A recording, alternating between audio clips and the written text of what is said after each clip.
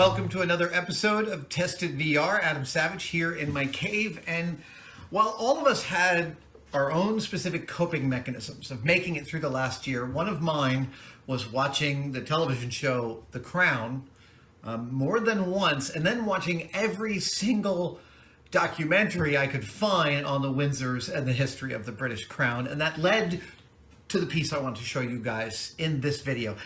No, not this crown. St. Edward's crown is one I want to talk about, but not this piece of garbage, which, as you can see, parts are falling off of. No, I want to talk about this version of St. Edward's crown. Why are there two crowns? Well, it's a product of my obsession. I'm obsessed with these crowns. I'm obsessed with St. Edward's crown, the centerpiece of the British royal crown jewels, worn only during coronation, and only two human beings are allowed to touch this thing. The jeweler that works for the Queen and the Queen. I love this. The idea that there is an object that only two human beings on Earth are allowed to have contact with. The Queen and her jeweler. That is awesome. This is also the crown worn by King George III in Hamilton, and that's where I first came across this crown.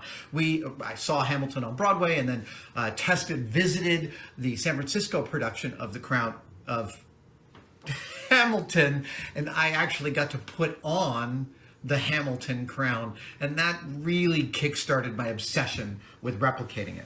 So again, I still haven't answered why there are two crowns here. I started with this one. I made this out of bent brass, and it's okay. These fleur-de-lis that populate the four sides of the perimeter, they're like Christmas ornaments. They're not that accurate. In fact, it's really almost impossible. It's been almost impossible for me to find a fleur-de-lis that matched the crown.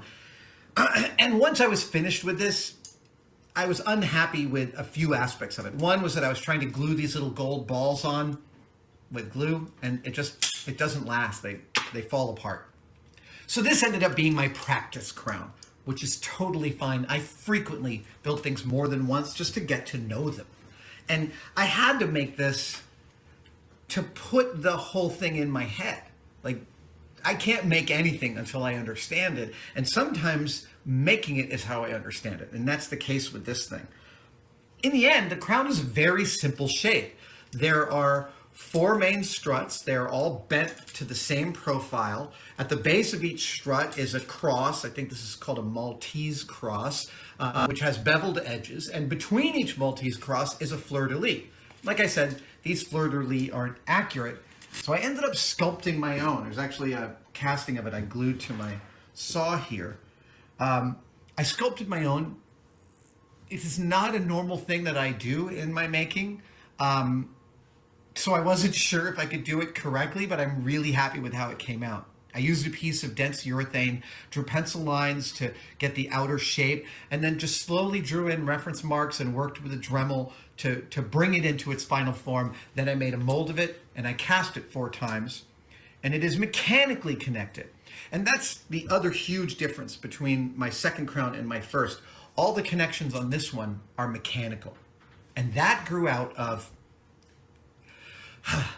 Frequently when I finish a build, I'm not finished looking at my reference material. So sometimes I'll like pore over the reference material for days or hours or days or weeks before a build, and then I'll execute it, and then I'll go back and look at the reference material, because in the construction, I've learned to have what you would call new eyes about the piece. And so looking at the reference material after a build execution, I learn a tremendous amount. And if you look closely at pictures of the St. Edward's crown, what you'll notice is something you might notice on this one. Little tiny nuts.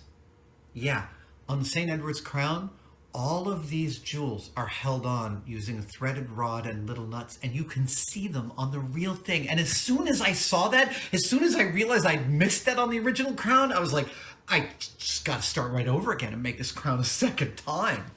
I also, instead of making this out of brass, which frankly I find a kind of a pain in the ass material to work with, I made this one out of aluminum.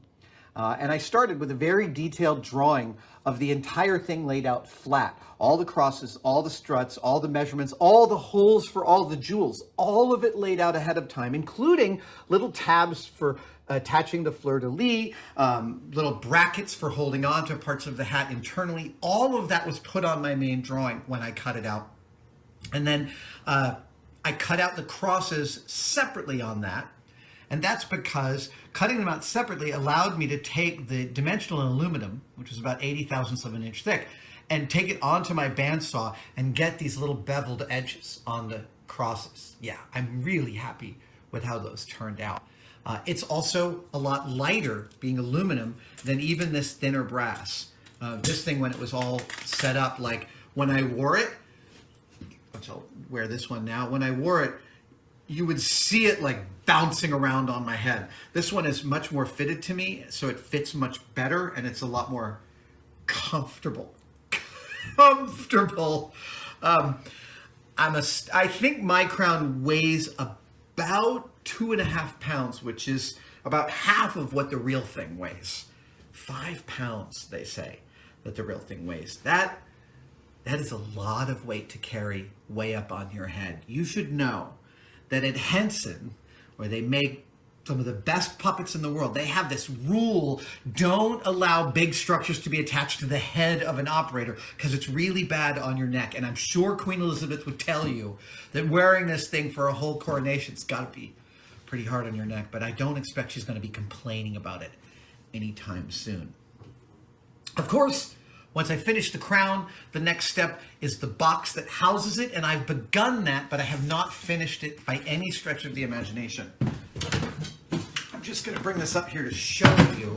The box that I built is actually built for display. So I made it open up in 2 halves so the crown could sit inside here in the center and get nicely boxed up. Again, this interior is going to be some color. I think it might be like a deep red velvet. I'm not positive, with some padding built in and some royal signs. And then the outside, I think maybe some sort of like faux leather texture.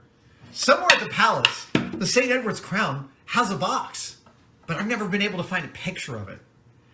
So I'm just going to have to come up with one on my own. Thank you guys for joining me for this semi-deep dive into one of my favorite recent builds. Yeah, the irony of making a royal crown during this time when democracy feels like it's under threat, the irony is not lost on me. But we often don't have control over the things we do and don't build. And this is a case where I was just following my muse. Thank you guys for joining me for this Tested VR episode. I will see you next time.